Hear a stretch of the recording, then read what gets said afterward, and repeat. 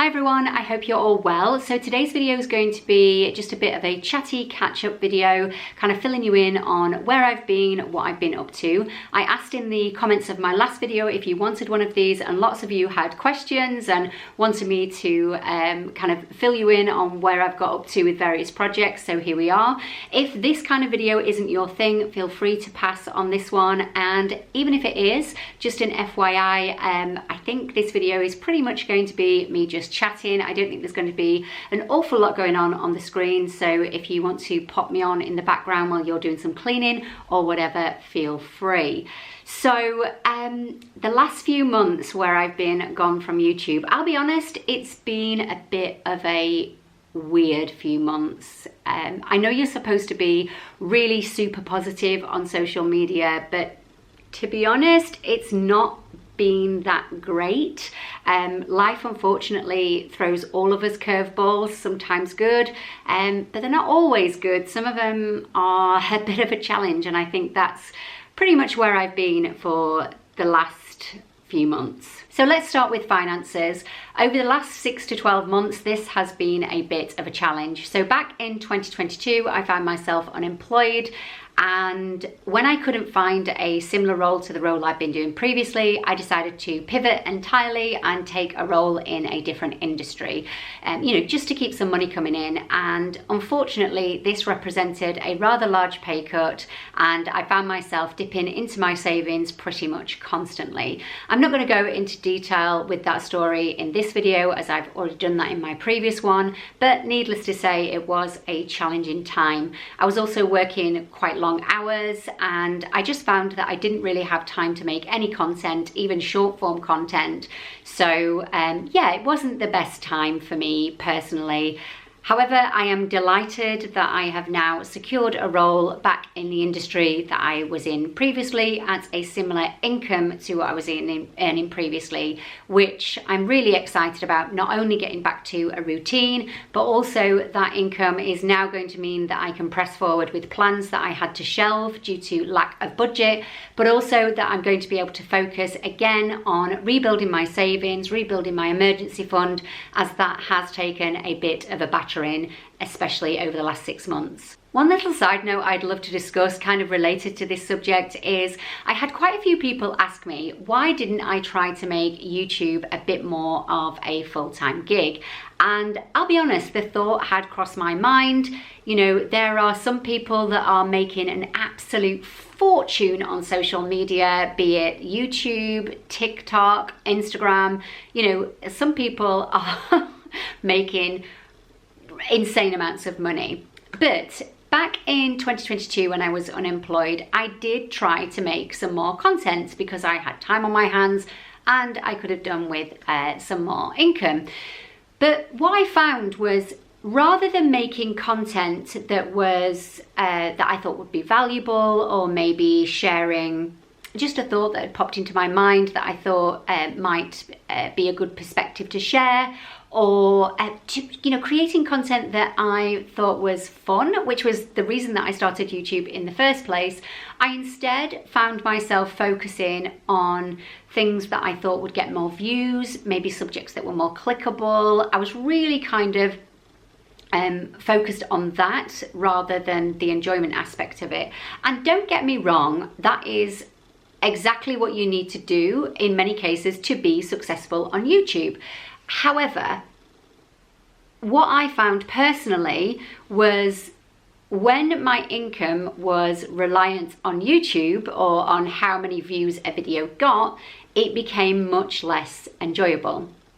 I also spent quite a bit of time reflecting on brand partnerships and sponsorships, which is a large part of how influencers and social media content creators earn money. And personally, I have no problem with it at all. I know some people do, but I have no issue.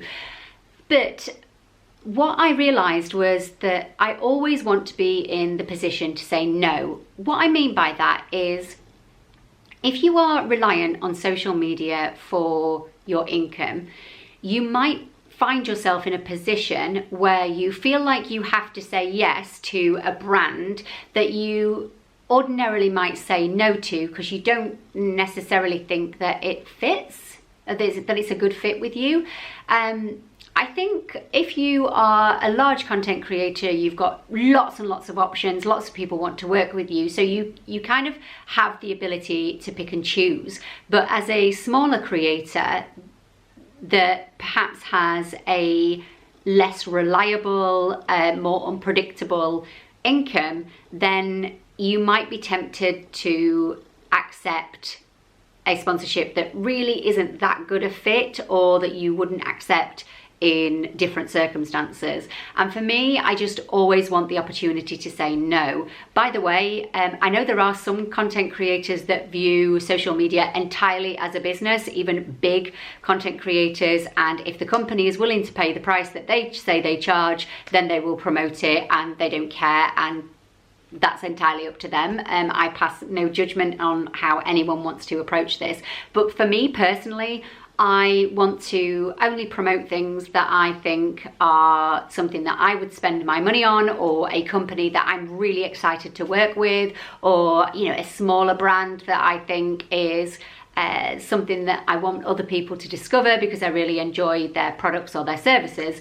And for me, having a full-time job so that my income is not dependent on anything I do on social media affords me the luxury to always be able to say no. Another thing I've thought about a lot recently as well is about relatability.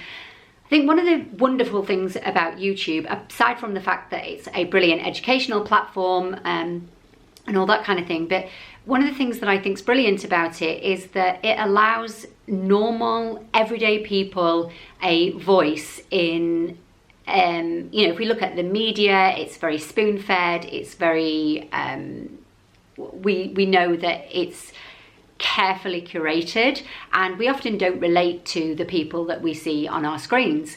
Whereas when it's just normal everyday people, then there's this real amazing relatability that is on YouTube. But I found myself, there are a few YouTubers that I watched back in the day, I'm talking 5+ years ago, and they were people that were creating content. They were maybe vlogging or sharing fashion content, and they were holding down jobs and talking about the challenges and stuff. And I found that really relatable, just that kind of struggle of everyday life, and sharing, I don't know, a bag that they'd found was great for work, that kind of thing. But I've noticed once creators become successful, it's very hard to relate to somebody who is living in a £1 million+ house, that they have an income of hundreds of thousands of pounds a year. And I don't begrudge them at all. I think it's great that they've had this success. You know, social media opens this opportunity to people that would never have been there before, and I think that's truly incredible. And I don't think that people should dumb down their lives or dumb down their success to stay relatable. But it becomes, for me, as somebody who is working, I find it quite difficult to relate to somebody whose life entails getting up, going to a very expensive Pilates class, then having a facial, then going for a swim, then coming home and opening a load of parcels, and then showing us this very expensive restaurant that they're going to in the evening. I just find that a little bit unrelatable, and I found that I don't watch those people anymore because, or certainly not regularly, because it's just so far away from my life. And I find it a bit strange as well, particularly people showing, you know, outfits for the office, when some of them haven't stepped in an office for 5 years, and some of them have never stepped in an office because they started this when they were 19. They went straight from college to YouTube full time. And again, I don't begrudge them. I've been thinking a lot about relatability as well. Hopefully that makes sense. One last thing on that subject before we move on. You might be interested to know that I actually receive maybe 5 to 10 emails a week offering me the opportunity to get things for free or for brand partnerships. But at the moment, it's all been stuff that I would never buy. A lot of those kind of ultra fast fashion websites. They're not something I would ever buy from. And although sometimes I think, oh gosh, you could really do with the money to promote them, it doesn't sit right with me. And I think that I think part of some people's success on social media is that authenticity. So yeah, it's not something that's for me. And at least at the moment, because I'm a very small content creator, having a job allows me the ability to always say no to those opportunities. Okay, so moving on. I think the next major thing that happened that really knocked me for six was my oldest dog, Charlie, died. He was 16 and a half. So I knew that his time was coming. He'd become quite elderly, is all I can really say. But I just thought I'd got longer because he was absolutely fine until he wasn't. And I know a lot of people don't really understand the grief that people feel when it comes to pets, but I found this really, really hard, and I still get upset about it even now from time to time, and it's been 3 months and I can feel myself welling up about it. But yeah, it really, really knocked me for six. I got Charlie when I was about 22, 23, and I just come out, well, I was going through a really, really horrible breakup. The guy in question showed himself to be not at all the person that I thought he was, and this little bundle of fur loved me unconditionally at a time when I'd been made to feel utterly worthless and unlovable. And I often say that he saved me, and I owe him more than he could ever know. And yeah, I found it really quite difficult. He died naturally, peacefully, at home, where he felt safe, in my arms, and I feel some real comfort in that. You know, that I didn't have to make a horrible decision, that he wasn't really, really sickly, and that I was struggling with a decision whether to let him go or not. It was just his time. I think one of the things that I found particularly cruel, and still do now, is that he died exactly a week after I left that previous job with the long hours, because I used to feel really guilty about leaving him, because I did know that he'd not got long for this world. Even though I thought it would be longer, I did know. And you know, he wasn't left on his own all day. You know, I had someone come in and feed the dogs and let them out and spend some time with them. But I felt guilty that it wasn't me that was there. So it did feel really, really cruel that I only got a week, because I'd kind of envisaged that once I'd left that job, I knew it would probably take me a couple of months to secure something else. But I thought that I'd have that time with him every day whilst conducting my job search. Sorry, I've got a bit of a frog in my throat now. But yeah, it really, really knocked me for six. And as I say, I know some people don't really understand that grief, but I found that really quite difficult. So yeah, that's just been another thing that's gone on. So, right, I'm gonna have a drink of this tea, compose myself for a minute. Okay, so renovations. I've had a lot of questions around this, as obviously I had just finished the utility project and was moving on to the kitchen back in the spring when I was last regularly uploading. So in all honesty, I haven't moved a great deal further on in the kitchen due to lack of budget. I have repainted all of the cabinets now, and I did film that and intended to share it with you.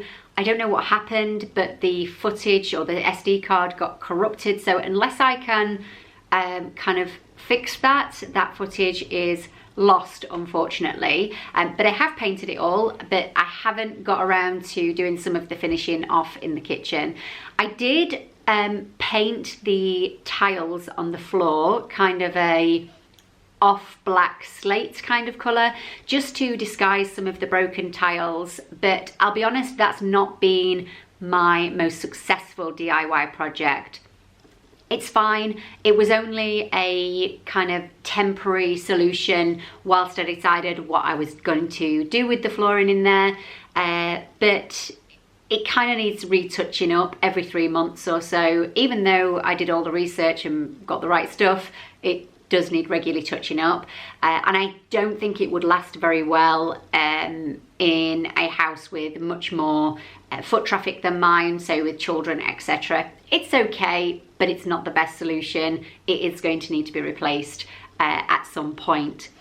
So another reason why I haven't moved much further on with renovations is I've kind of run out of a little bit of steam, particularly with the kitchen at the moment, because I've got a couple of decisions to make and I'm really kind of struggling to make them. I keep deliberating, not knowing what to do. Oh, sorry, there's just out of the window, there is a squirrel on my wall. I've got a corkscrew hazel tree in the garden, and for the first time, or since I've lived here, it's producing fruit and nuts. So the squirrels come and get the nuts from the tree, smash them all up, eat them.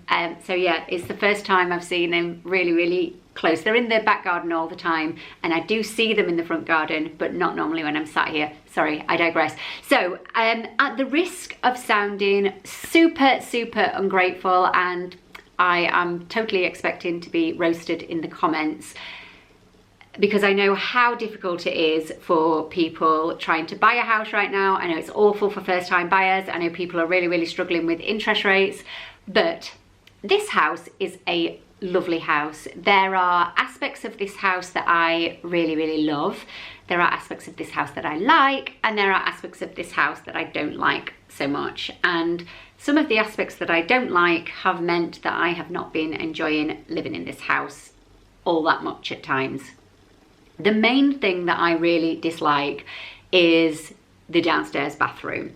It is absolutely not uncommon in a period property, because when this house was built, there was no such thing as plumbing in the house. So lots of them were built without bathrooms in mind.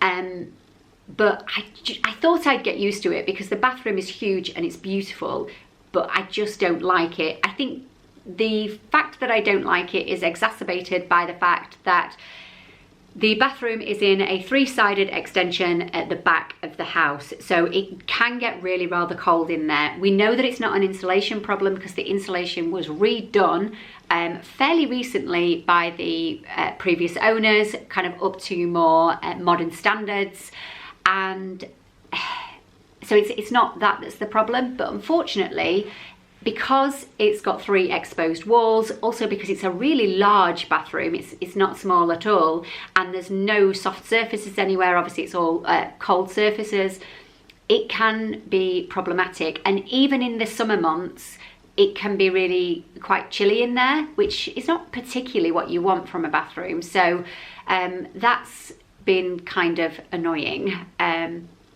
I have had various people come out to the house, estate agents and the like, to look at different ideas and options. And one of the problems with this house is that because of the age of it, it is kind of on 2 levels upstairs. So if I was in a 3-bedroomed house that was all on 1 level, what I would probably do is steal a little bit from one bedroom, a little bit from another bedroom, and kind of squeeze a bathroom in between the 2 without sacrificing too much from either bedroom. But because it's on 2 levels, there's not really any way to do that. You would have to have the bathroom, you'd have to cannibalize a bedroom. And as I say, I've had various people round who are confident that there would be another way to put one in, but really that would be the best solution. The house next door, which is kind of a mirror image of this house without the extension, they have put a bathroom in one of the bedrooms, but what they've done is chopped up one of the larger bedrooms into a bedroom and a bathroom, which is an option. But what they've actually been left with is a pokey, weirdly shaped single bedroom and a pokey corridor of a bathroom, and that's just not at all what I want. So there isn't a problem with changing this house to 2 bedrooms from 3, because I don't really need 3 bedrooms, but there's always that kind of thought process around resale value. Also, it's knowing what to do with the downstairs if it's not a bathroom. There are a couple of different options, but I don't know what it is about this house, because every other place that I've ever lived, or even other people's houses, I go in and I think I know immediately what I would do with this house if it was mine. I'd move that there, I'd put the kitchen there, I'd have an island or whatever. Whereas with this house, I just don't seem to be able to get the vision. So it's not necessarily a problem moving the bathroom upstairs. It's just that then I don't know what to do with the downstairs, and it's just leaving me not knowing what to do, basically. So because I don't know what I want to do, yeah, I've kind of run out of steam. The other thing that I've been considering as well is doing the renovations is fine, but it's not like it doesn't cost money. And there's also the other costs that people don't talk about. Renovations are shown on social media, particularly Instagram and YouTube, as, oh, isn't it amazing, we've just changed it into this beautiful thing. But they don't talk about the finances, and they also don't talk about the fact that your every weekend is taken up by the fact that there's this project going on, and there's things got to happen, there's all these decisions you've got to make, that, you know, the stress of living through that as well, because renovations are messy as hell. So yeah, there's a lot to consider. I've also been wondering, you know, do I just do some quick fixes, make it nice enough for now, and then potentially look at moving in 3 years' time when my fixed rate comes to an end? But that's not without complications either, because the market is very much in flux. None of us have any idea what the market is going to look like in 3 years. So I might get 3 years down the line and think, oh no, I need to stay, at which point you might as well have done the work, because then you've got a lovely house to stay in. I don't know, I've just got lots going on in my mind. I'm finding it kind of difficult to know what to do. At some point I need to make that decision and just move on, because it's taken up too much headspace. But yeah, that's kind of why I've not finished the kitchen, because there's part of me that thinks if I am going to do the renovation and therefore probably end up moving some of the kitchen units, can I be bothered to finish it? I probably will do some finishing off just so that it looks tidier than it is. It's kind of just the annoying bits, like the filling in panels, finishing off various bits and pieces. I probably will do it, because even if I do a major renovation, then it's not going to be immediate, because I need to save a little bit more than I originally planned, because obviously the challenges that I've had financially. Yeah, so I don't really know what to do. If I do renovations, I will of course share them.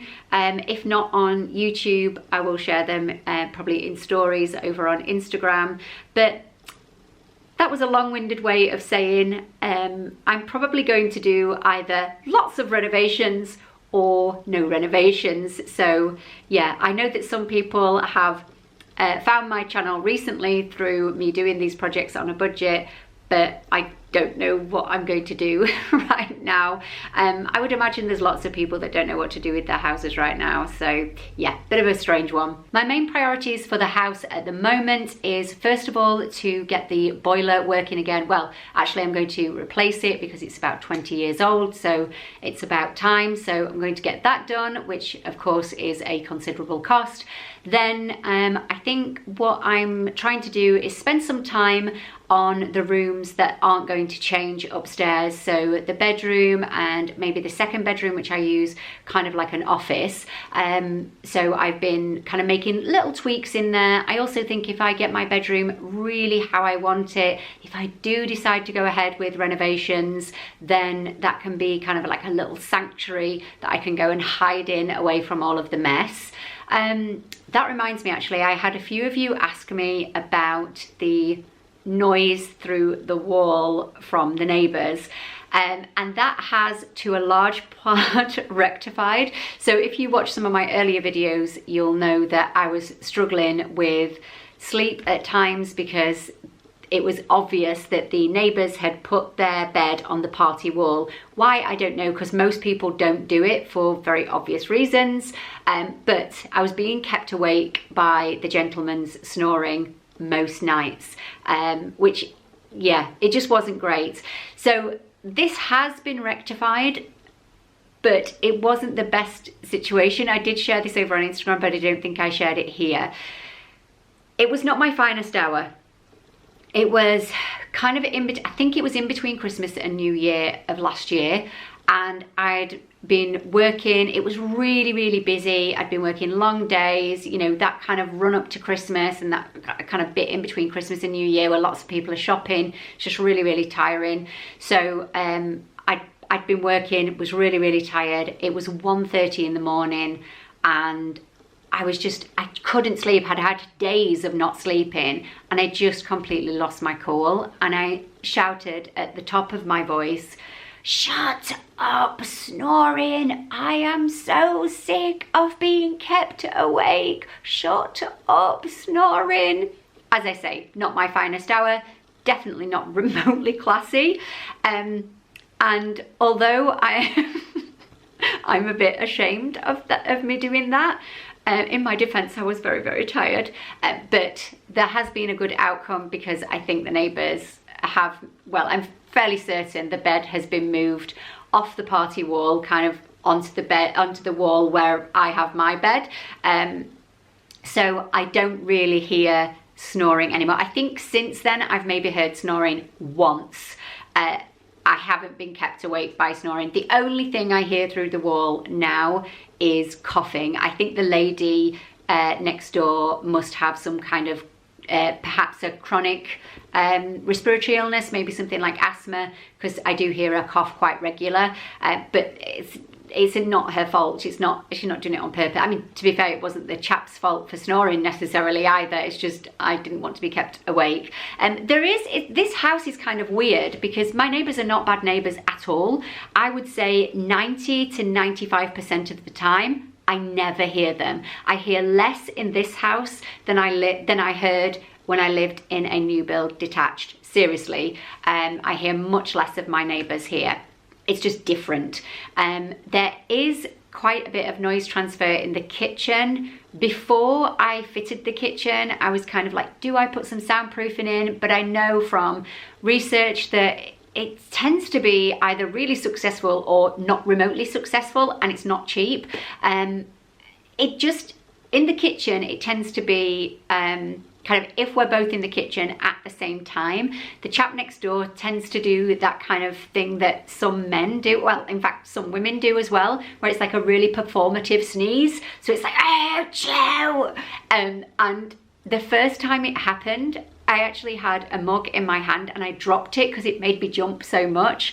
I've only heard it a few times since, but yeah, it's very, very, very loud when it happens. But you know what? I think if my house was less of a quiet household, you know, if I had a couple of kids running around, playing games, making noise, I probably wouldn't even notice the noise from next door. But as I say, most of the time I wouldn't even be able to tell you whether they were in or not. So it's not like I hear a lot, it's just that my house is quite quiet. I'm probably quite noise sensitive, so it's just a couple of things. But thankfully the snoring seems to have been resolved, so I'm actually looking at other options. I'm probably going to get some solid wood wardrobes, kind of older pieces for the bedroom, rather than having to flank the wall with kind of IKEA style wardrobes, but we shall see. Okay, moving on. So decluttering. I have continued with decluttering. Obviously I've been doing it for a few years now, so it's not there's not lots and lots to do, but I've been doing it at a much slower pace. I have to say my garage is a bit of a source of shame at the moment. A lot of things kind of leave the house, find their way into the garage and then don't go. So that's a project I'm working on. I've been revisiting a few things as well. Went back through my books the other day. I've kind of got back into it actually in the last few weeks. Let go of a load of books that I'm never going to read again. I also, do you know, I went back through like kind of paper and stationery. I find that if I have notebooks, and I quite often write in them, and there might be things that I want to keep that's in them. And that I'm perfectly okay with that. But I went through this pile of notebooks that I'd saved, I think it was last year, with notes in. I was flicking through these notes and I thought, what on earth have I kept this for? So lots of that went the other day. I am still really struggling with clothing. I don't know why really, because so much of what I've been letting go of is what I bought in my 20s, and I turned 40 recently, so I am never going to wear these things. My body's changed, my life's changed. My life's changed quite dramatically. You know, I lived for the weekend going out, you know, with the girls and dancing the night away, and that just doesn't really happen, not remotely as much anymore. So I don't need an entire wardrobe of, you know, going out dresses and, you know, sparkly shoes. But yeah, I don't know what it is. I think it's kind of the sunk cost that you've spent money on this stuff and it's still in really good value, you know, it's still really good condition. I think there's also the aspect of knowing that if I sell these items on, they will only be worth a fraction of what I paid for them, if anything at all. There's, I think there's also a little bit of guilt around feeling that back in the day I bought too much. I should have bought a bit less and worn them more. So yeah, I think there's a few things going on, but I'm getting better at it. Just in the last couple of days, actually, I donated a load of clothes to someone we know, a young girl who I think, you know, she really appreciates everything that I pass on to her.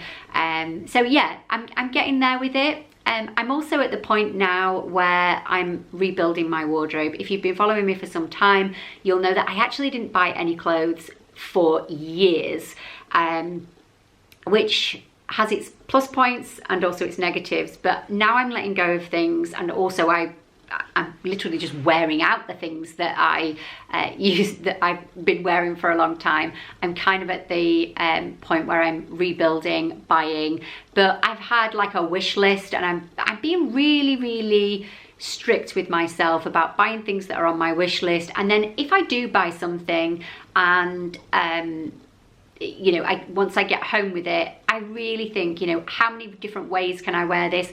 How many, you know, can I wear this in multiple seasons? Do I definitely think I'm going to get the wear out of this? Is this going to be a passing fad?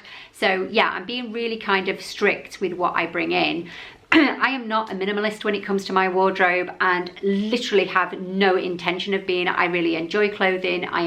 It's something that I played around with for a bit. You know, do I want a 30-piece wardrobe or something?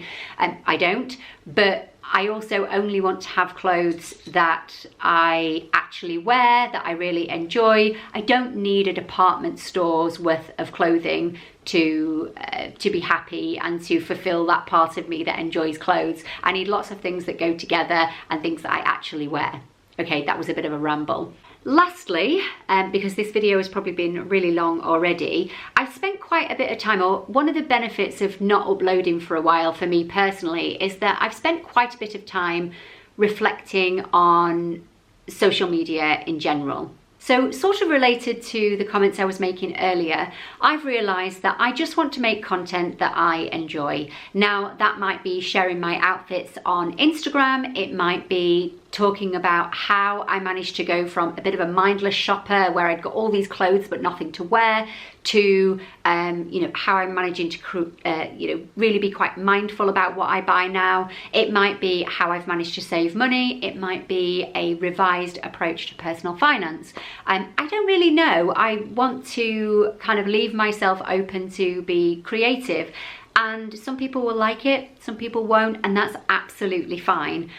I've done quite a few different things on social media over the years. So I actually started on YouTube doing things kind of related to fashion and beauty because I saw other people doing it, it looked fun, and that's how I started. And then obviously I did my no buy year to enable me to buy my house, and I shared that, and my channel really took off. It's maybe the reason that you found me in the first place. Then I kind of really leaned into money, and I started talking a little bit more about politics and current affairs, because the things that the Bank of England do, that the government do, etc., decisions that are made by other people in power have a huge impact on our personal finances.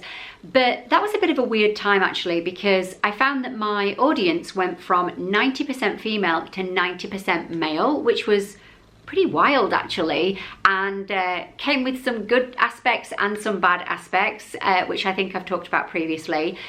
But on a personal level, what I found was researching all of these things, looking in depth at these decisions that the government are making, which sometimes make no sense on an economic level. I found it really quite depressing, and even more so when I started to think about how little impact that we can have about these things. And I just kind of felt like I was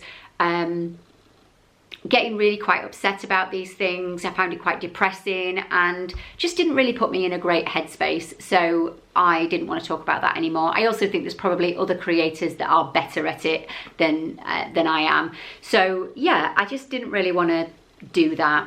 I also think at this moment in time, the world is incredibly polarized on certain issues. I'm not going to get into it. I think some of that is part of keeping us distracted as a population, but I just kind of felt that sometimes I just want to get away from the arguing, and I don't need to add to it in my channel, and certainly in the comments underneath any video that I create. So yeah, I just realized that that wasn't for me. So moving forward, I just want to create content that I enjoy. Hopefully you will enjoy it. If you don't, that's absolutely fine. You know, and you want to find a different channel, there are so many great creators out there. So, you know, I'm sure you'd be able to find something that works for you if my channel doesn't. But I don't want you to leave, but if you do, that's okay. I've also realized that I'm only comfortable sharing certain aspects of my life publicly, which might seem really weird given that I'm filming this video where I'm sharing quite a lot of aspects of my life with you. But without sounding like some crazy celebrity, your privacy is really important and a bit of a rare commodity in this kind of hyper-connected world that we now live in. But the amount of information that you can find out about somebody with a quick Google search and, you know, a quick look through their social media in years gone past would have been considered tantamount to stalking. So yeah, I think I just want to, I think everybody actually should think about that just from a peace of mind perspective.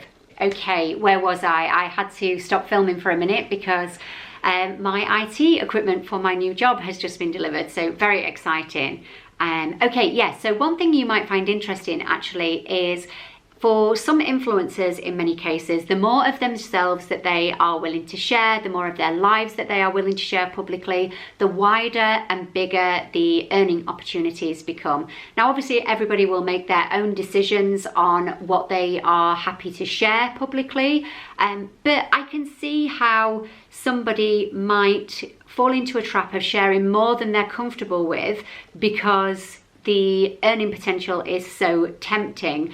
And yeah, I don't know if some people might regret that in the long run. I don't know. But anyway, one other thing I've decided is that I'm not going to make any promises as to how often I'm going to upload. I've done it before and then been quite bad at it. I want it to just kind of, I will make content, but as and when I can. The thing is, I'm about to start this new job. It's going to be like any new job for anyone. There's going to be a bit of a learning curve. It's also quite a complex role with lots of stuff that I'm going to need to learn. So that's going to take some time and dedication. Not only that, not only do I want to be able to do the job, but I'd actually like to be really good at it. And that is obviously going to take, as I said, time and dedication. And of course, not every weekend will I want to pick up the camera. I might want to go for a walk or spend time with friends and so on. So I will still continue to be uploading to social media, but I don't want to make any promises as to how much that will be. And then lastly, I've just been reflecting in general a little bit recently. So when I was in education, I was really quite studious. I then left education to pursue my dreams, which I do not regret at all. I wanted to be a singer, and yeah, I did that full time for a while. Really had a fantastic experience, and I'm in no risk of becoming that middle-aged person who quits their job and follows their dreams, because I've done it. It's not as glamorous as it often seems, but I had a great time whilst I was really young, which I'm really thankful for. But it's been making me think recently whether I want to kind of return to the bit of me that was studious, because I also feel when I was growing up that there wasn't a lot of value placed on being smart or being, you know, learned. It was a lot of celebrity culture. You know, I don't know, maybe it was the area I grew up on, or maybe that's just, maybe it's still there now and I've just got older, so I don't notice that kind of celebrity culture as much. I don't know, but I've just been thinking about whether I want to spend some more time learning, maybe not formal education, but just spending a bit more time learning things that I'm interested in. I've always been super interested in social history. Some of you will know that I love spending time you know, at stately homes, within nature. I'd love to know kind of a few more things, maybe read a bit more, that kind of stuff. So yeah, and obviously if I do that, that's going to take away a little bit from some of the time that I spend creating content for social media. So yeah, just been thinking a lot recently. So anyway, I am going to end this video here because I bet it's super long already, but I'm also really finding myself kind of uncomfortable sitting on the floor. I don't know why I chose to film down here, but anyway, thank you so much for listening. Hopefully this has been somewhat interesting. I always kind of struggle to know whether these types of videos are interesting, because essentially I'm just a very normal stranger from the internet. You know, it's not like I can be showing off some fancy life particularly. So yeah, hopefully it's been interesting, and for those of you that asked me to do this bit of a update video, I hope you enjoyed it. Thank you very much for watching, and I'll see you in the next one. Bye now.